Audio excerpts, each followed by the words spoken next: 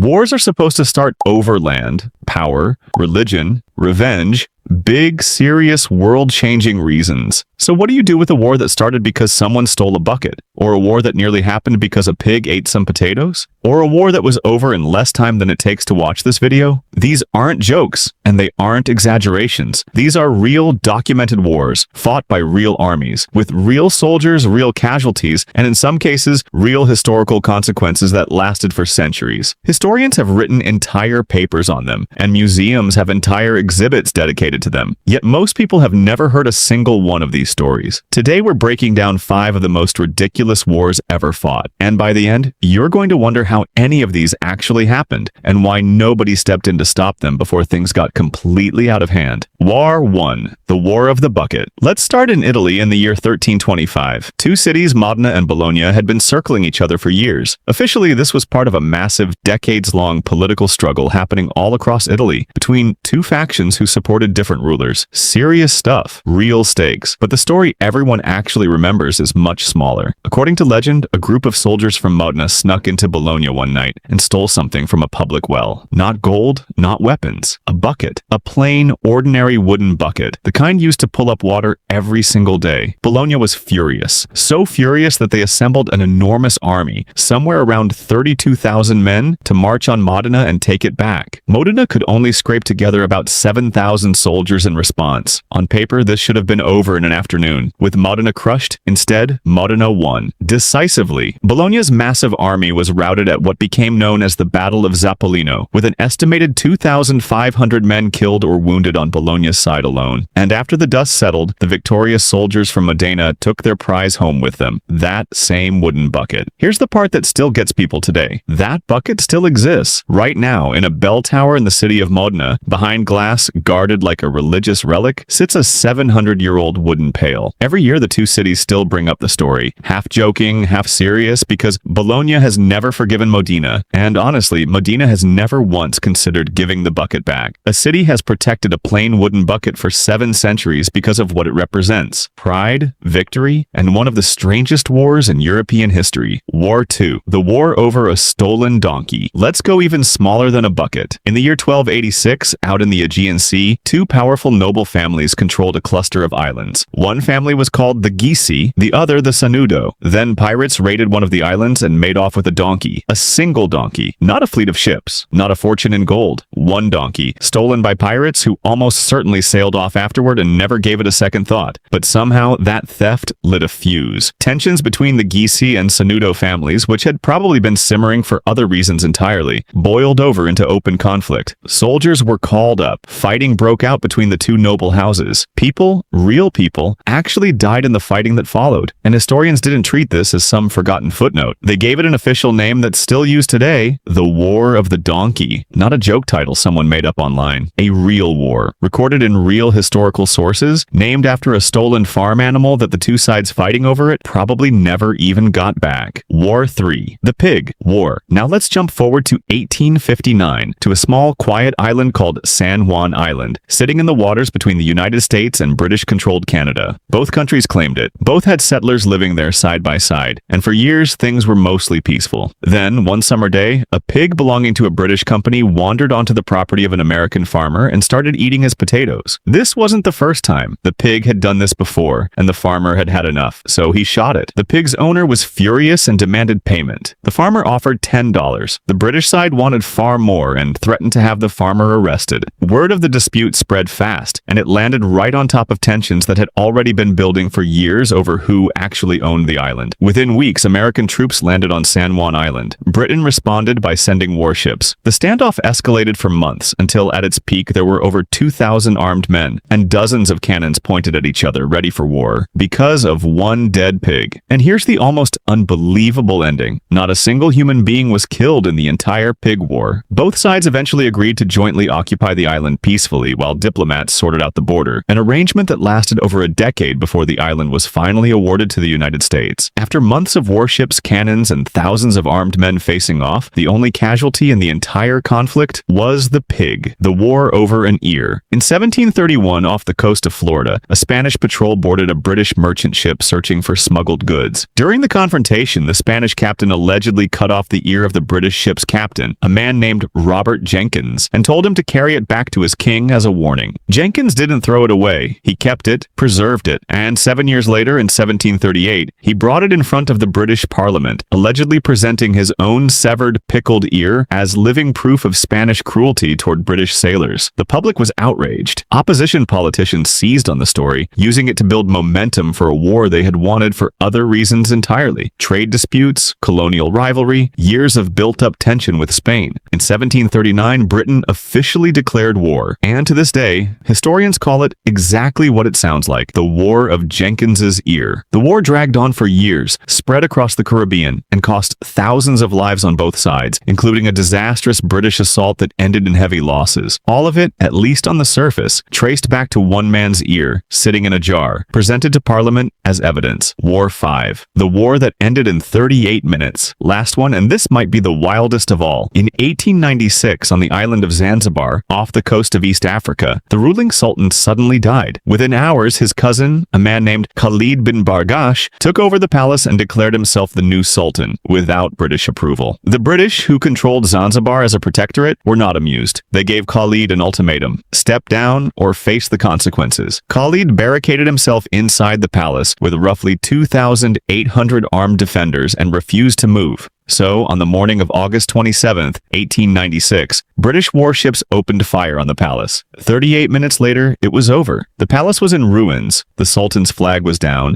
and Khalid had already fled out a side door to seek shelter at a foreign consulate. It remains, to this day, the shortest recorded war in human history. Less time than it took you to watch the first 4 wars in this video, and yet roughly 500 people were killed or wounded in that half hour alone. A war that started, escalated, and ended completely before most people even finished their morning coffee. Humans declared war on birds and lost. It's 1932. Australia just survived one war. Now it's about to lose another one, against emus. After World War I, thousands of veterans were given farmland in Western Australia to start new lives. But there was a problem. Over 20,000 emus showed up, massive, fast, and hungry.